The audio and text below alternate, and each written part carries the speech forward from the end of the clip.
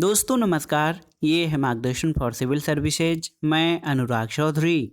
दोस्तों, नागरिक शास्त्र अथवा राजनीति विज्ञान से आयोजित परीक्षाओं के लिए महत्वपूर्ण प्रश्नों के अभ्यास सेट में प्रस्तुत है।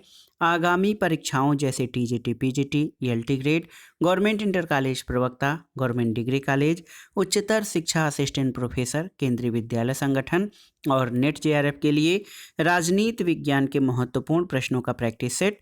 इसमें हम कुल 62 प्रश्नों को सॉल्व करेंगे जो आपके आगामी परीक्षाओं के लिए अति संभावित हैं। तो आइए शुरू करते हैं राजनीति विज्ञान अथवा नागरिक शास्त्र के महत्वपूर्ण प्रश्नों का प्रैक्टिस सेट। पहला प्रश्न है दोस्तों, भारतीय संविधान के भाग 3 में दिए गए मूल अधिकारों के विषय में एक महत्वपूर्ण तथ्य ये है। पहला है कि संसद उसमें सामान्यतः संशोधन नहीं कर सकती। दूसरा है कि वे निरपेक्ष और अमर्यादित हैं। तीसरा है कि वे केवल नागरिकों के लिए हैं। और चौथा है कि वे राज्य के नीति निर्देशक तत्वों के पूर्णतया समान हैं। तो उत्तर है दोस्तों ऑप्शन ए, संसद उनमें सामान्यतया संशोधन नहीं कर सकती है। आप जानते हैं कि भारतीय संविधान के भाग 3 अनुच्छेद 12 से 35 तक मौलिक अधिकारों का वर्णन किया गया है और इन अधिकारों में संसद सामान्यतया संशोधन नहीं कर सकती है। और भारतीय संविधान के भाग 3 को भारत का मैग्ना कार्टा या अधिकार पत्र कहा जाता है। अगला प्रश्न है दोस्तों, निम्नलिखित मौलिक अधिकारों में से किसे आपातकाल में भी निलंबित नहीं किया जा सकता है। तो आप जानते हैं दोस्तों, जीवन और दैहिक स्वतंत्रता के अधिकार को आपातकाल में भी जो है निलंबित नहीं किया जा सकता है। ऑप्शन बी आपका सही उत्तर है। और 1978 में भारतीय संविधान का 44वां संविधान संशोधन हुआ और इसके द्वारा अनुच्छेद 359 के अंतर्गत नागरिकों का जीवन और दैहिक स्वतंत्रता को आपातकाल में निलंबित नहीं किया जा सकता है, ऐसा प्रावधान किया गया और ये अधिकार अनुच्छेद 21 में वर्णित है। अगला प्रश्न बहुत ही महत्वपूर्ण एक कथन है कि स्वतंत्रता और समानता एक दूसरे के विरोधी हैं। ये मत किसका है? तो ऑप्शन देखिए, एक्टन, टीएच ग्रीन, लास्की या अर्नेस्ट बार्कर। तो सही उत्तर है लॉर्ड एक्टन का। दोस्तों, एक्टन का कहना है कि स्वतंत्रता और समानता एक दूसरे के विरोधी हैं और स्वतंत्रता और समानता के बीच समन्वय स्थापित करना राजनीति सिद्धांत की एक चिरकालीन समस्या रही है। अगला प्रश्न बहुत ही महत्वपूर्ण कथन है कि समानता की उत्कृष्ट अभिलाषा ने स्वतंत्रता की आशा को व्यर्थ कर दिया है। ये कथन किसका है? तो आप जानते हैं ये कथन लॉर्ड एक्टन का है। दोस्तों, आप जान लीजिए, स्वतंत्रता और समानता के बीच समन्वय स्थापित करना इसलिए जरूरी है क्योंकि समाज में विद्यमान असमानता को समाप्त करने के लिए, समाज के कमजोर, वंचित और पिछड़े वर्गों को समाज में सम्मानजनक स्थान दिलाने के लिए, समाज के शक्तिशाली तथा साधन संपन्न वर्गों की अनियंत्रित स्वतंत्रता पर लगाम लगाना पड़ेगा। और ये कार्य सामाजिक न्याय के दृष्टिकोण से उचित है, लेकिन ताकतवर वर्गों को लगता है कि इससे हमारी स्वतंत्रता छीनी जा रही है। तो दोस्तों, स्वतंत्रता और समानता के बीच समन्वय स्थापित करना बहुत ही जटिल और चुनौतीपूर्ण कार्य है। ये कथन एक्टन का है कि समानता की उत्कृष्ट अभिलाषा ने स्वतंत्रता की आशा को व्यर्थ बना दिया है। अगला प्रश्न है कि संविधान राज्य के कार्य और नागरिकों के अधिकार निश्चित करता है। ये कथन किसका है? ऑप्शन देखिए, अरस्तु, प्लेटो, गैटिल या जे.एस. मिल का। तो सही उत्तर क्या हो जाएगा? दोस्तों, सही उत्तर ऑप्शन ए, अरस्तु का कथन है। अरस्तु ने पॉलिटी शब्द का वर्णन व्यापक अर्थ में किया है। अरस्तु का कहना है कि संविधान राज्य के पदों की वो व्यवस्था है जिसमें ये निर्धारित किया जाता है कि राज्य का कैसा कार्य होना चाहिए, नागरिकों के लिए कैसे अधिकार होने चाहिए और राज्य का विशेष और सर्वोच्च पद किसे मिलना चाहिए, और ये सब संविधान के द्वारा निश्चित होता है। अगला प्रश्न है, देखिए, समाज में समानता का निहितार्थ किसका अभाव है? बहुत ही महत्वपूर्ण प्रश्न है, थोड़ा सा सोचने की ज़रूरत है। समाज में समानता का निहितार्थ किसका अभाव है? अवरोधों का, विशेषाधिकार का, प्रतिस्पर्धा का या सामाजिक वर्गों का? तो सही उत्तर है विशेषाधिकार का। दोस्तों, समानता से तात्पर्य ऐसी परिस्थितियों के अस्तित्व से है जिनके कारण सभी व्यक्तियों को अपने विकास के लिए समान अवसर प्राप्त हो सके। किसी भी समाज में विशेषाधिकारों को समाप्त करना जरूरी है। अगले प्रश्न पर आते हैं कि अध्यक्षात्मक शासन प्रणाली का मुख्य दोष क्या है। देखिए, विधायिका और कार्यपालिका के बीच तालमेल का अभाव, राष्ट्रपति के तानाशाह बन जाने की संभावना, मंत्रिमंडल के सदस्यों का जनता द्वारा निर्वाचित प्रतिनिधि न होना और युद्ध और संकट काल में अनुचित होना। तो याद रखिएगा दोस्तों, अध्यक्षात्मक शासन प्रणाली का मुख्य दोष क्या है कि विधायिका और कार्यपालिका के बीच तालमेल का अभाव। आप जानते हैं कि अध्यक्षात्मक शासन प्रणाली में विधायिका और कार्यपालिका दोनों एक दूसरे से स्वतंत्र होते हैं, जिसके कारण विधायिका और कार्यपालिका में तालमेल या सामंजस्य का अभाव होता है। अगला प्रश्न कथन और कारण से संबंधित है। कथन है कि संकट की स्थिति के लिए अध्यक्षात्मक पद्धति सही होती है। कारण है कि राष्ट्रपति की पदावधि निश्चित होती है। तो आप इसमें जान लीजिए दोस्तों, ए और आर दोनों सही हैं। बहुत ही महत्वपूर्ण प्रश्न है दोस्तों। ए और आर दोनों सही तो हैं, लेकिन आर ए की सही व्याख्या नहीं करता है। ऑप्शन बी आपका सही उत्तर हो जाएगा। और आप जानते हैं कि अध्यक्षात्मक शासन प्रणाली में शासन स्थिर रहता है। कार्यपालिका और विधानमंडल नियत समय तक निश्चित होकर अपनी योजनाओं और नीतियों को बढ़ावा दे सकते हैं और इस प्रणाली में कार्यकारी शक्ति एक व्यक्ति के पास रहती है, इसलिए जरूरी निर्णय तुरंत ले लिए जाते हैं। अगला प्रश्न है दोस्तों, देखिए, निम्नलिखित में से राज्यपाल के प्रति एक मुख्यमंत्री का कर्तव्य नहीं है कौन सा। देखिए, अपने दल की नीतियों के बारे में सूचित करना, मंत्रिपरिषद के सभी विनिश्चयों को सूचित करना, प्रशासन संबंधी सूचनाओं की जानकारी देना और विधान विषयक प्रस्तावनाओं के बारे में सूचित करना। तो मुख्यमंत्री का जो है राज्यपाल के प्रति क्या कर्तव्य नहीं है, तो ऑप्शन ए सही उत्तर हो जाएगा। अपने दल की नीतियों के बारे में सूचित करना मुख्यमंत्री का राज्यपाल के प्रति कर्तव्य नहीं है। अगला प्रश्न है, कौन सा कथन सही नहीं है, आपको बताना है। देखिए, राज्यपाल को अध्यादेश निर्माण की शक्ति है। राज्यपाल को अध्यादेश निर्मात्री शक्ति स्वविवेकी है। राज्यपाल अध्यादेश को वापस करने में सक्षम है और राज्यपाल की अध्यादेश निर्माण की शक्ति राज्य विधानमंडल के समव्यापक है। तो आप देखिए, इसमें से सही उत्तर क्या हो जाएगा कि राज्यपाल की अध्यादेश निर्मात्री शक्ति स्वविवेकी शक्ति है। ये आपका सही नहीं है, क्योंकि आप जानते हैं कि अनुच्छेद 213 के तहत राज्यपाल की अध्यादेश निर्मात्री की शक्ति जो है ये विधायी शक्ति होती है और ये जो है अध्यादेश निर्मात्री शक्ति जो है विधायी शक्ति है, ये राज्यपाल के विवेकाधीन कृत्य के अधीन नहीं रहता है।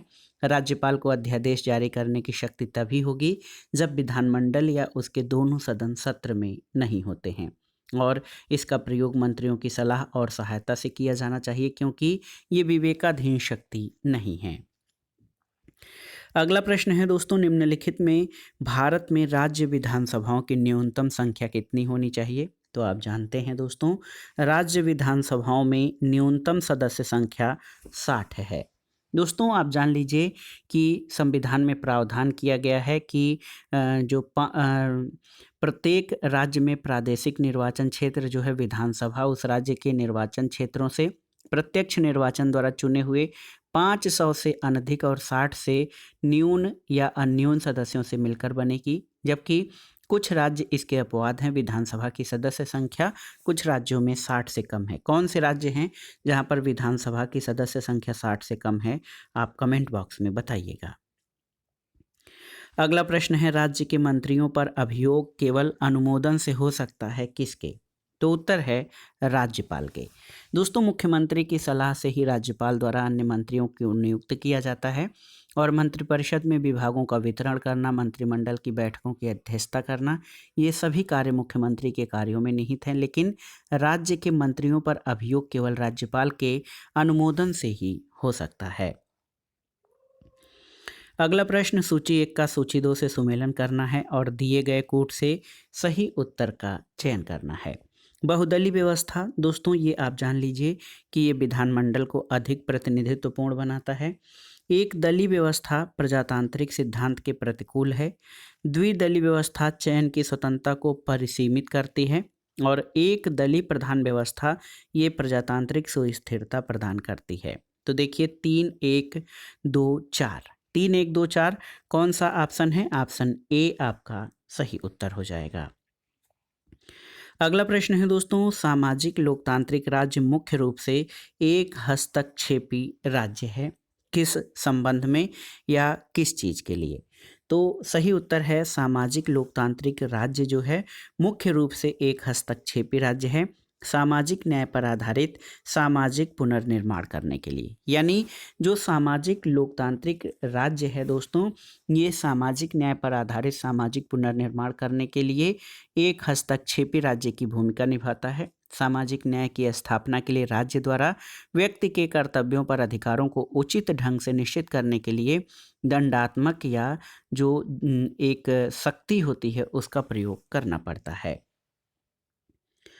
अगला प्रश्न है दोस्तों, निम्नलिखित में से किसको कानून के समादेश सिद्धांत या कमांड थियरी ऑफ लॉ का उन्नायक कहा जाता है? तो आप जानते हैं John Austin. John Austin England के विचारक हैं। इनका नाम कानूनी संप्रभुता विस्तार से विवेचना करने वालों में प्रमुख है और ऑस्टिन ने अपने संप्रभुता संबंधी विचार अपनी कृति विधि शास्त्र पर व्याख्यान यानी लेक्चर्स ऑन ज्यूरिस्प्रूडेंस में किया है। और आप जान लीजिए कि ऑस्टिन ने विधि के दांडिक स्वरूप की व्याख्या करते हुए कानून के समादेश सिद्धांत का वर्णन किया है। अगला प्रश्न है, विधि की उचित प्रक्रिया न्यायिक व्यवस्था का एक आवश्यक लक्षण है कहाँ के? यूके, भारत, यूएसए या फ्रांस में? तो सही उत्तर है यूएसए में। दोस्तों, यूएसए के संविधान में विधि की उचित प्रक्रिया नामक शब्दावली का प्रयोग देखा जा सकता है, जबकि भारतीय संविधान में विधि द्वारा स्थापित प्रक्रिया का प्रयोग किया गया है, जिसे जापान के संविधान से लिया गया है। तो बहुत ही महत्वपूर्ण प्रश्न है दोस्तों, विधि की उचित प्रक्रिया शब्दावली ये संयुक्त राज्य अमेरिका के संविधान की प्रमुख विशेषता है। अगला प्रश्न है, वितरक न्याय के सिद्धांत का प्रतिपादन सबसे पहले किसने किया था? तो उत्तर है, वितरक न्याय या वितरणात्मक न्याय के सिद्धांत का प्रतिपादन सबसे पहले अरस्तू ने किया था और उसके अनुसार राज्य को चाहिए कि अपने नागरिकों में राजनीतिक पद, सम्मान और अन्य लाभ आदि का विभाजन न्यायपूर्ण तरीके से हो, यानी योग्यता के आधार पर हो। अगला प्रश्न है दोस्तों, यदि न्याय व्यवस्था न हो तो राज्य लुटेरों की टोली बन जाता है। ये विचार सबसे पहले किसने व्यक्त किया है आपको बताना है। तो सही उत्तर है, यदि न्याय व्यवस्था न हो तो राज्य लुटेरों की टोली बन जाता है। ये सेंट ऑगस्टाइन का कथन है। ऑप्शन सी आपका सही उत्तर है। अगले प्रश्न पर आते हैं दोस्तों, इतिहास का राजनीति विज्ञान के बिना फल नहीं और राजनीति विज्ञान के इतिहास के बिना जड़ नहीं, ये कथन किसका है? तो सही उत्तर है, ये कथन सीले का है। ऑप्शन सी आपका सही उत्तर है। और इस कथन के द्वारा सीले ने स्पष्ट किया है कि राजनीति विज्ञान और इतिहास एक दूसरे से घनिष्ठ रूप से संबंधित हैं। अगला प्रश्न है, राजनीति विज्ञान के अंतर्गत राज्य तथा सरकार का अध्ययन किया जाता है और राजनीति विज्ञान की ये परिभाषा किस विचारक के द्वारा दी गई है? तो सही उत्तर है, राजनीति विज्ञान के अंतर्गत राज्य और सरकार दोनों का अध्ययन किया जाता है। ये गिल क्राइस्ट द्वारा दी गई परिभाषा है। ऑप्शन डी आपका सही उत्तर है। अगला प्रश्न है दोस्तों, सूची 1 का सूची 2 से मिलान करना है और दिए गए कोड के आधार पर सही उत्तर का चयन करना है। यहाँ पर आप देखिए, वाल्टर बेजहार्ट ने द इंग्लिश कॉन्स्टिट्यूशन पुस्तक लिखी है। आइवर जेनिंग्स, तो यहाँ पर नाम पूरा नहीं है, आइवर जेनिंग्स ने पार्टी पॉलिटिक्स पुस्तक लिखा है। के.सी. वियर, दोस्तों KC. Wear constitutional structure of the Commonwealth Livingstone और W.S. लिविंगस्टोन, दोस्तों W.S. लिविंगस्टोन दोस्तों इन्होंने फेडरलिज्म एंड कॉन्स्टिट्यूशनल चेंज नामक पुस्तक लिखी है। तो इस तरह से सही मिलान आप कर सकते हैं और सही मिलान आपका हो जाएगा 3-1-4-2। अगला प्रश्न है, देख सकते हैं, परंपरागत राजनीति विज्ञान का निम्न में से कौन सा लक्षण नहीं है? अमूर्त स्वरूप, काल्पनिकता, दार्शनिकता पर बल और तथ्यों के अध्ययन पर बल। तो आप जान लीजिए कि परंपरागत रूप से राजनीति विज्ञान के अध्ययन में लोगों के राजनीतिक क्रियाकलापों तक ही सीमित समझा जाता था। अमूर्त स्वरूप, काल्पनिकता और दार्शनिकता पर बल, ये सभी परंपरागत राजनीति विज्ञान के प्रमुख लक्षण हैं। तथ्यों के अध्ययन पर बल ये परंपरागत राजनीति विज्ञान में शामिल नहीं है। अगला प्रश्न है दोस्तों, लोकसभा का कार्यकाल कितना होता है? तो आप जान लीजिए, लोकसभा का कार्यकाल 5 वर्ष होता है और भारतीय संसद का निचला सदन है। भारतीय संसद के 2 सदन हैं, ऊपरी सदन राज्यसभा और निम्न सदन लोकसभा है। लोकसभा सार्वभौम वयस्क मताधिकार के आधार पर लोगों द्वारा प्रत्यक्ष चुनाव के द्वारा चुने हुए प्रतिनिधियों से गठित होती है। और आप जान लीजिए, लोकसभा जो है, लोकसभा जो है ये लोकप्रिय सदन के रूप में है। इसका कार्यकाल 5 वर्ष होता है। अगला प्रश्न है, भारत में सबसे उच्च और अंतिम न्यायिक अदालत कौन सी है? तो आप जानते हैं, सुप्रीम कोर्ट ऑफ इंडिया यानी उच्चतम न्यायालय। भारत का उच्चतम न्यायालय या सर्वोच्च न्यायालय भारत का शीर्ष न्यायिक जो है संस्था है। ये भारत का अंतिम न्यायिक अदालत है। इसे भारतीय संविधान का संरक्षक भी कहा जाता है। अगला प्रश्न है दोस्तों, आप देखिए, कोड के आधार पर सही उत्तर का चयन करना है। राज्यसभा के गठन के संबंध में कौन से कथन आपके सही हैं? पहला है, आप देख सकते हैं कि राज्यसभा में अनुच्छेद 238 से अनुच्छेद 238 में 238 से अधिक सदस्य राज्यों और संघ राज्य क्षेत्रों का प्रतिनिधित्व करते हैं। और इसके अलावा राज्यसभा में पुडुचेरी के प्रतिनिधि निर्वाचित होते हैं। और आप देख सकते हैं, बहुत ही महत्वपूर्ण है इसमें कि संविधान की 3री अनुसूची राज्यसभा में सीटों के आवंटन से संबंधित है और संविधान की 4थी अनुसूची जो है राज्यसभा में सीटों के आरक्षण से संबंधित है। तो यहाँ पर कथन 1, 2 और 4 सही हैं। कथन 3 आपका सही नहीं है, क्योंकि यहाँ पर आप देख सकते हैं दोस्तों कि संविधान की 3री अनुसूची में राज्यसभा के सीटों का आवंटन सही नहीं है। ऑप्शन डी आपका सही है। 1, 2 और 4 सही हैं। अगला प्रश्न है, अरस्तु के कार्योत्पादन सिद्धांत का सही क्रम क्या है? भौतिक कारण, औपचारिक कारण, अंतिम कारण और निमित्त कारण। तो सही उत्तर आपका हो जाएगा, इसमें जो सही क्रम आपका होगा दोस्तों, सबसे पहले भौतिक कारण होता है। भौतिक कारण सबसे पहले, फिर निमित्त कारण, उसके बाद औपचारिक कारण और फिर अंतिम कारण होता है।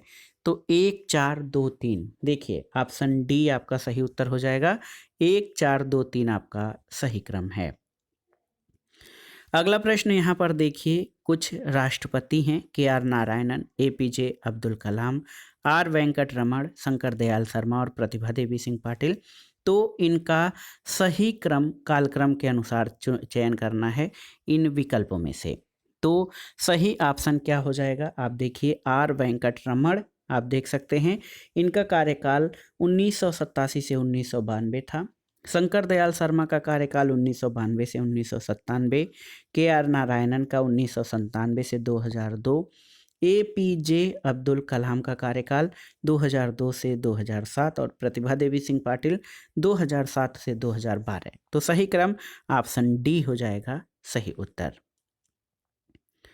अगला प्रश्न है दोस्तों, भारतीय संविधान का कौन सा अनुच्छेद संसद को इस बात के लिए समर्थ बनाता है कि वो राष्ट्रपति और उपराष्ट्रपति के पदों का मृत्यु त्याग पत्र हटाए जाने, अन्यथा के कारण रिक्त हो जाने पर आकस्मिकता के लिए प्रावधान करे?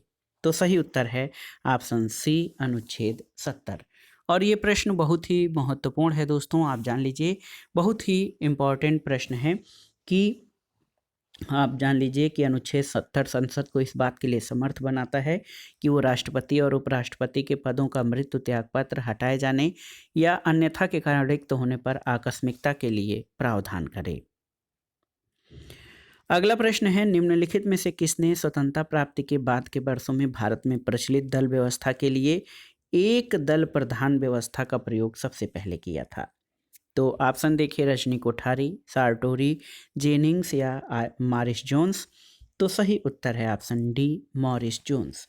दोस्तों आप जान लीजिए, स्वतंत्रता प्राप्ति के पश्चात के वर्षों में भारत में प्रचलित दल व्यवस्था के बारे में मॉरिस जोन्स ने एक दलीय आधिपत्य काल कहा है, क्योंकि प्रथम, द्वितीय और तृतीय चुनाव सन 1952 से 1966 में कांग्रेस को लगभग 74% स्थान मिले और विरोधी दलों की संख्या बहुत कम रही। इसलिए मॉरिस जोन्स ने स्वतंत्रता प्राप्ति के बाद के जो वर्षों में प्रचलित दल व्यवस्था को एक दल प्रधान या एक दलीय आधिपत्य काल कहा है। अगला प्रश्न है दोस्तों, निम्नलिखित में कौन सा कार्य प्रजातंत्र में राजनीतिक दलों के कार्य नहीं है? तो आप जान लीजिए, लोकमत का निर्माण करना, राजनीतिक चेतना का प्रसार करना, सरकार का गठन करना, प्रेस को नियंत्रित करना। देखिए, ऊपर के 3 कार्य प्रजातंत्र में राजनीतिक दलों के हैं, लेकिन प्रेस को नियंत्रित करना राजनीतिक दलों के कार्य नहीं हैं।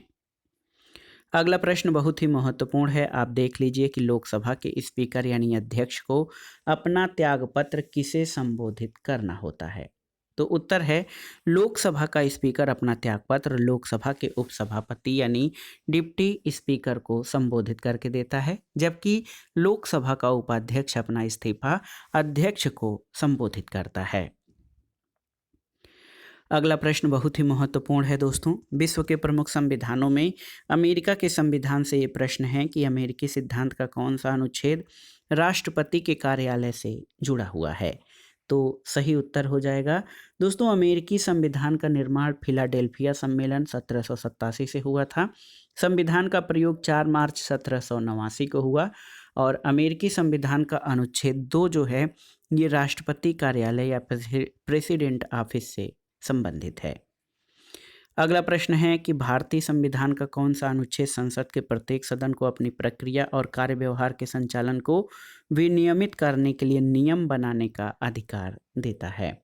तो सही उत्तर है अनुच्छेद 118। आप जान लीजिए, आर्टिकल 118 के अधीन रहते हुए संसद के दोनों सदन अपनी प्रक्रिया और अपने कार्य संचालन के लिए नियम बना सकेंगे। ये जो है वर्णन अनुच्छेद 118 में है। अगला प्रश्न है, किस संस्था को हाउस ऑफ एल्डर्स के रूप में संदर्भित किया जाता है? तो उत्तर है राज्यसभा। देखिए ऑप्शन बी, राज्यसभा को हाउस ऑफ एल्डर्स कहा जाता है और राज्यसभा में वैज्ञानिक, शिक्षाविद, राजनीतिज्ञ और अपने अपने क्षेत्रों के विशेषज्ञ शामिल होते हैं। अगला प्रश्न है दोस्तों, कोड के आधार पर आपको सही उत्तर देना है। दिए गए विकल्पों में से किस आधार पर न्यायपालिका द्वारा उत्प्रेषण याचिका जारी की जा सकती है? आपको बताना है कि किस आधार पर न्यायपालिका द्वारा उत्प्रेषण याचिका जारी की जा सकती है। क्षेत्राधिकार की कमी, सुने जाने का अधिकार, क्षेत्राधिकार की अधिकता या विधि की गलती। तो आप देख सकते हैं ये प्रश्न बहुत ही महत्वपूर्ण है आप सभी के लिए दोस्तों। ये प्रश्न मोस्ट इम्पॉर्टेंट है अगर जो देखा जाए यहाँ पर, तो आप इसमें कर सकते हैं कौन कौन। देखिए, क्षेत्राधिकार की कमी और क्षेत्राधिकार की अधिकता।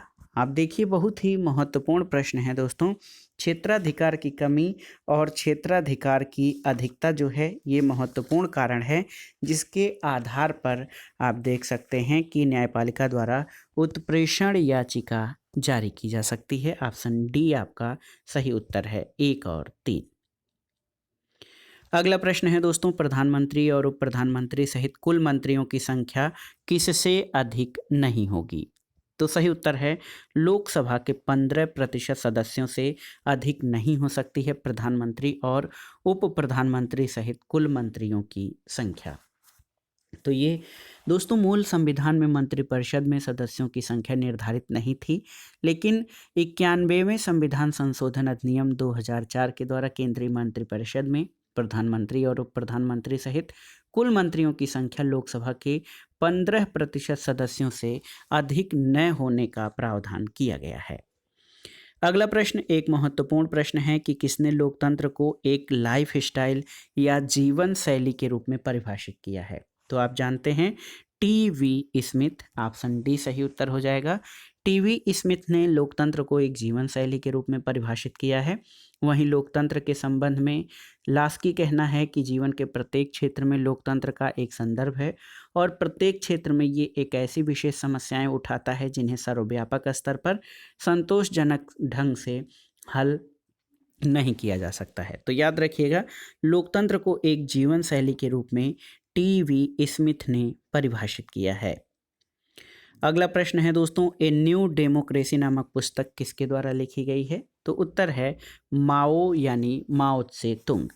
दोस्तों, ए न्यू डेमोक्रेसी नामक पुस्तक के लेखक माओ त्से तुंग हैं और इनकी अन्य रचनाओं में ऑन कंट्राडिक्शन, ऑन प्रैक्टिस और आप जान लीजिए दोस्तों, माओ त्से तुंग ने चीन में जनवादी क्रांति स्थापित की, जिसमें मजदूरों के साथ कृषकों का भी सहयोग था।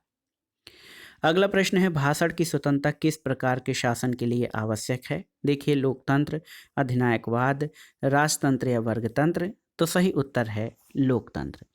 दोस्तों, भाषण की स्वतंत्रता या विचार अभिव्यक्ति की स्वतंत्रता लोकतंत्र की विशेषता के अंतर्गत आती है, क्योंकि लोकतंत्र में सरकार का चुनाव जनता के माध्यम से होता है, जबकि राजतंत्र, अधिनायक तंत्र और वर्ग तंत्र में इस प्रकार की स्वतंत्रता की अपेक्षा नहीं की जाती। लोकतंत्र में जनता का मत और उसकी इच्छा सर्वोच्च होती है। साथ ही इसमें निष्पक्ष न्यायपालिका और विधि के शासन जैसी महत्वपूर्ण विशेषताएं पाई जाती हैं। अगला प्रश्न है दोस्तों, आसान सा प्रश्न है आपके लिए कि किसने कहा था कि लोकतंत्र जनता का, जनता द्वारा जनता के लिए बनाया गया एक प्रकार का शासन है? तो ये अब्राहम लिंकन का कथन है। दोस्तों, लोकतंत्र की ये महत्वपूर्ण परिभाषा पूर्व अमेरिकी राष्ट्रपति अब्राहम लिंकन के द्वारा दी गई थी और अपने किस भाषण में, किस स्थान पर दिए गए भाषण में अब्राहम लिंकन ने लोकतंत्र को इस तरह से परिभाषित किया है, आपको बताना है। ये आपके लिए प्रश्न है। अगला प्रश्न है, प्लेटो को राज्य के आदर्शवादी सिद्धांत का जनक कहा जाता है, इसका कारण क्या है? तो देखिए, यहाँ पर जो ऑप्शन दिए गए हैं उनमें सही ऑप्शन है कि उसने अपने सिद्धांत को अच्छे विचार पर आधारित किया है, इसलिए प्लेटो को राज्य के आदर्शवादी सिद्धांत का जनक कहते हैं। अगला प्रश्न है दोस्तों, लॉक ने सामाजिक समझौते का सिद्धांत का प्रयोग किस लिए किया है? तो उत्तर क्या हो जाएगा दोस्तों? सही उत्तर हो जाएगा उदार लोकतांत्रिक राज्य को न्यायसंगत ठहराने के लिए लॉक ने सामाजिक समझौते के सिद्धांत का प्रयोग किया है, क्योंकि आप जानते हैं लॉक जो है ये उदारवाद का जनक कहा जाता है और उसके अनुसार दो प्रकार के समझौते होते हैं। पहले समझौते में एक नागरिक समाज की स्थापना होती है और दूसरे समझौते में शासक और शासित के मध्य शर्तें निश्चित किए करते हुए सरकार की स्थापना की गई है। अगला प्रश्न है, वर्ष 1946 की अंतरिम सरकार के विषय में कौन सा कथन सत्य नहीं है? तो देखिए, जवाहरलाल नेहरू प्रधानमंत्री या कार्यकारी परिषद के अध्यक्ष थे। जवाहरलाल नेहरू को वायसराय की कार्यकारी परिषद के उपाध्यक्ष का पद दिया गया था। वायसराय कार्यकारी परिषद के अध्यक्ष बने रहे और अंतरिम सरकार के सदस्य वायसराय की कार्यकारी परिषद के सदस्य थे। तो इसमें सही उत्तर क्या हो जाएगा दोस्तों? सही उत्तर ऑप्शन दोस्तों ए जो है ये कथन आपका सही नहीं है, क्योंकि दोस्तों आप जान लीजिए कि 1946 में जो अंतरिम गवर्नमेंट बनी थी उसमें जवाहरलाल नेहरू कार्यकारी परिषद के उपाध्यक्ष थे, जबकि गवर्नर जनरल लॉर्ड माउंटबेटन इसके अध्यक्ष थे। अगला प्रश्न बहुत ही आसान सा है कि जॉन लॉक के राजनीतिक दर्शन का सही क्रम आपको चुनना है। तो सबसे पहले क्या आता है, जो सामाजिक समझौता में सबसे पहले प्राकृतिक अवस्था आती है, फिर प्राकृतिक अवस्था आती है, लेकिन जॉन लॉक के जो समझौता सिद्धांत है उसमें आप जानते हैं कि सबसे पहले प्राकृतिक अधिकार आते हैं इनके दर्शन में। तो सबसे पहले आ जाएंगे प्राकृतिक अधिकार, फिर प्राकृतिक अवस्था, अनुबंध यानी समझौता और फिर नागरिक समाज का निर्माण। तो ऑप्शन डी आपका सही उत्तर है। हाब्स में सबसे पहले प्राकृतिक अवस्था आती है और रूसो में भी पहले प्राकृतिक अवस्था आती है, लेकिन लॉक का कहना है कि प्राकृतिक अधिकार सबसे पहले आते हैं, क्योंकि प्राकृतिक अवस्था से पूर्व ही ये विद्यमान थे। अगला प्रश्न है, निम्नलिखित में से कौन सी भारतीय संविधान की विशेषता नहीं है? देखिए, संसदात्मक शासन, मौलिक अधिकार, दोहरी नागरिकता और लिखित संविधान। तो दोहरी नागरिकता दोस्तों भारतीय संविधान की विशेषता नहीं है, क्योंकि भारत में जो है एक इकहरी नागरिकता का प्रावधान किया गया है। अगला प्रश्न है दोस्तों, पंचायती राज प्रणाली किस पर आधारित है? तो आप जानते हैं तृणमूल लोकतंत्र या सत्ता के विकेंद्रीकरण पर आधारित है जो है पंचायती राज प्रणाली। और भारत में पंचायती राज अधिनियम 73वें संविधान संशोधन 1992 के द्वारा पारित हुआ और ये 24 अप्रैल 1993 से लागू किया गया। पंचायती राज प्रणाली सत्ता के विकेंद्रीकरण यानी डिसेंट्रलाइजेशन पर आधारित है। अगला प्रश्न है दोस्तों, 1976 में आपातकाल के दौरान संविधान की प्रस्तावना में संविधान संशोधन के द्वारा कौन सा शब्द जोड़ा गया था? तो दो तीन शब्द जोड़े गए थे, लेकिन ऑप्शन में यहाँ पर देखिए समाजवादी, पंथनिरपेक्ष और अखंडता। तो समाजवादी और पंथनिरपेक्ष शब्द यहाँ से जोड़े गए थे। इसके अलावा एक शब्द अखंडता भी जोड़ा गया था 42वें संविधान संशोधन 1976 के द्वारा। अगला प्रश्न है दोस्तों, प्राचीन यूनानी राजनैतिक दर्शन का मुख्य विचार क्या है? यहाँ पर देखिए सामाजिक समानता, व्यक्ति की स्वतंत्रता, उत्तम जीवन और राज्य संप्रभुता। तो सही उत्तर है उत्तम जीवन। दोस्तों प्लेटो और अरस्तु दोनों ही उत्तम जीवन या अच्छे जीवन की प्राप्ति को राज्य और व्यक्ति के जीवन का उद्देश्य मानते हैं। आदर्श राज्य के विचार में प्लेटो ने न्याय, शिक्षा और साम्यवाद पर विशेष बल दिया है। अगला प्रश्न यहाँ पर देखिए बहुत ही महत्वपूर्ण है। कार्ल मार्क्स की किन रचनाओं को उसके प्रकाशित होने के वर्ष के अनुसार सही कालक्रम में व्यवस्थित किया जा सकता है? तो सबसे पहले आप देखिए द होली फैमिली, ये 1845 में। उसके बाद पॉवर्टी ऑफ फिलॉसफी 1847 में आप देख सकते हैं। इसके बाद कम्युनिस्ट मैनिफेस्टो आप जानते हैं 1848 में प्रकाशित हुई थी, और क्रिटिक ऑफ पॉलिटिकल इकोनॉमी 1859 में। तो सही क्रम हो जाएगा the Holi family, poverty of philosophy, communist manifesto और क्रिटिक ऑफ पॉलिटिकल इकोनॉमी। तो 4, 2, 3 और 1 ऑप्शन ए आपका सही उत्तर हो जाएगा। अगला प्रश्न है दोस्तों, कौटिल्य के अनुसार कौन सा कथन सही नहीं है, आपको बताना है। वे राजनीतिक अर्थशास्त्र को एक स्वतंत्र विषय बनाने वाले प्रथम व्यक्ति थे। उन्होंने राजनीति के एक ऐसे सिद्धांत का प्रतिपादन किया जो राज्य व्यवस्था के प्रत्यक्ष व्यवहारिक सरोकारों से संबंधित था। उन्हें नीति शास्त्र परंपरा का संस्थापक होने का श्रेय दिया जाता है, और पहली बार उन्होंने भारत में एक सुदृढ़ राजनीतिक नियंत्रण की जरूरत पर जोर दिया। तो इसमें सही कथन कौन सा सही कथन नहीं है? तो ऑप्शन सी जो है सही नहीं है कि उन्हें नीतिशास्त्र परंपरा का संस्थापक होने का श्रेय दिया जाता है। और दोस्तों कौटिल्य जो है राजनीति अर्थशास्त्र को स्वतंत्र विषय बनाने वाले प्रथम व्यक्ति थे। उन्होंने भारत में एक सुदृढ़ राजनीतिक नियंत्रण की जरूरत पर जोर दिया, और उन्हें नीतिशास्त्र परंपरा का संस्थापक होने का श्रेय नहीं दिया जाता है। अगला प्रश्न दोस्तों, स्वराज्य जो है ये ब्रिटिश संसद का निःशुल्क उपहार नहीं होगा, ये भारत की पूर्ण अभिव्यक्ति की घोषणा होगी। ये कथन किसका है? ऑप्शन है नेहरू, राधाकृष्णन, महात्मा गांधी या मौलाना अबुल कलाम आजाद। तो सही उत्तर है ये कथन महात्मा गांधी का है, जिन्होंने कहा था कि स्वराज्य ब्रिटिश संसद का निःशुल्क उपहार नहीं होगा, ये भारत की पूर्ण अभिव्यक्ति की घोषणा होगी। अगला प्रश्न है, भारत के संविधान में मूल कर्तव्य किस संशोधन के द्वारा जोड़े गए थे? तो आप जानते हैं 42वां संविधान संशोधन अधिनियम 1976।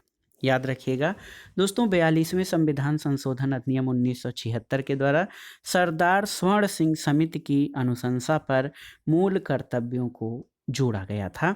अनुच्छेद 51 क में दोस्तों संविधान के भाग 4 क के अंतर्गत इन्हें जोड़ा गया था। अगला प्रश्न है, भारतीय संविधान की कौन सी धारा भारतीय नागरिकता को स्पष्ट करती है? तो आप जानते हैं सिटीजनशिप या नागरिकता संबंधी प्रावधान अनुच्छेद 5 से 11 में वर्णित हैं। अगला प्रश्न है, भारत के संविधान के प्रथम संशोधन कब किया गया था, या भारत के संविधान का पहला संशोधन कब किया गया था? तो 1951 में। दोस्तों भारत के संविधान में पहला संशोधन वर्ष 1951 में किया गया था, और इस अनुच्छेद के तहत अनुच्छेद 31 ख और 9वीं अनुसूची को जोड़ा गया था। अगला प्रश्न है, निम्नांकित में से कौन सी याचिका व्यक्तित्व स्वतंत्रता से संबंधित है? देखिए अधिकार परीक्षा, प्रतिषेध, बंदी प्रत्यक्षीकरण या परमादेश। तो सही उत्तर है बंदी प्रत्यक्षीकरण। बंदी प्रत्यक्षीकरण याचिका व्यक्तिगत स्वतंत्रता से संबंधित है, और इसका अर्थ होता है बंदी को प्रत्यक्ष रूप से प्रस्तुत किया जाए, और इस याचिका के अंतर्गत व्यक्ति को ये अधिकार है कि उसे उसकी गिरफ्तारी के बारे में सूचित किया जाए और 24 घंटे के अंदर न्यायालय के समक्ष पेश किया जाए। अगला प्रश्न है कि प्राकृतिक अवस्था में मनुष्य का जीवन विकृत, विपन्न, पाशविक और अल्पायु था। ये विचार किसके हैं? तो सही उत्तर है हाब्स। हाब्स प्राकृतिक अवस्था का वर्णन इस रूप में करता है कि प्राकृतिक अवस्था में मनुष्य का जीवन निकृष्ट, विपन्न, पाशविक और अल्पायु था, क्योंकि ये सभी का सभी के विरुद्ध युद्ध की अवस्था थी। अगला प्रश्न है, इनमें से कौन सा युग्म सही सुमेलित नहीं है, आपको बताना है। हाब्स का लेवायथन सही सुमेलित है। रूसो का सोशल कॉन्ट्रैक्ट सही सुमेलित है। कार्ल मार्क्स का स्टेट एंड रिवोल्यूशन सही सुमेलित नहीं है। लॉक का ए लेटर ऑन टॉलरेशन सही सुमेलित है। तो याद रखिएगा दोस्तों, आप जान लीजिए, स्टेट एंड रिवोल्यूशन पुस्तक ये किसके द्वारा? लेनिन के द्वारा लिखी गई है, न कि कार्ल मार्क्स के द्वारा। अगला प्रश्न, आगमनात्मक या इंडक्टिव मेथड को अंगीकार किए जाने के विषय में कौन कौन से दो विकल्प सही हैं? देखिए, प्लेटो, मैकियावेली, थॉमस एक्विनास या थॉमस हाब्स। तो इसमें से आपको विकल्पों में से चयन करना है। दोस्तों, आगमनात्मक विधि का प्रयोग अरस्तु, मैकियावेली, हाब्स आदि विचारकों ने किया था। तो इसमें मैकियावेली और हाब्स यानी 2 और 4 आपके सही विकल्प के रूप में हो जाएंगे। तो सही उत्तर है 2 और 4 यानी ऑप्शन सी। अगला प्रश्न है, सूची 1 का सूची 2 के साथ सुमेलन कीजिए और दिए गए कूट के आधार पर सही उत्तर का चयन कीजिए। जेम्स प्रथम की पुस्तक है the law of free monarchies. Locke की पुस्तक है two treatise on civil government. Rousseau की पुस्तक है द सोशल कॉन्ट्रैक्ट और बिलोबी ने द नेचर ऑफ स्टेट पुस्तक लिखा है। तो सही उत्तर क्या हो जाएगा? सही उत्तर आपका हो जाएगा दोस्तों, यहाँ पर आप देख सकते हैं ऑप्शन में 2, 4, 1, 3। तो सही उत्तर ऑप्शन डी हो जाएगा। अगला प्रश्न है, निम्नलिखित में से किसने मनुष्य के कार्य का प्रेरकत्व सुख की प्राप्ति और दुख के बचाव की इच्छा को माना है? तो आप जान लीजिए, सही उत्तर है जेरमी बेंथम। और आप जानते हैं कि ये विचार उपयोगितावादी विचारक जेरमी बेंथम के हैं। बेंथम ने अपनी रचना an introduction to the principles of morals and legislation में लिखा है कि मानव जीवन के 2 स्वामी हैं, सुख और दुख, और मानव जीवन का मूल उद्देश्य सुख को बढ़ोतरी करना, सुखों में बढ़ोतरी करना और दुख को कम करना है।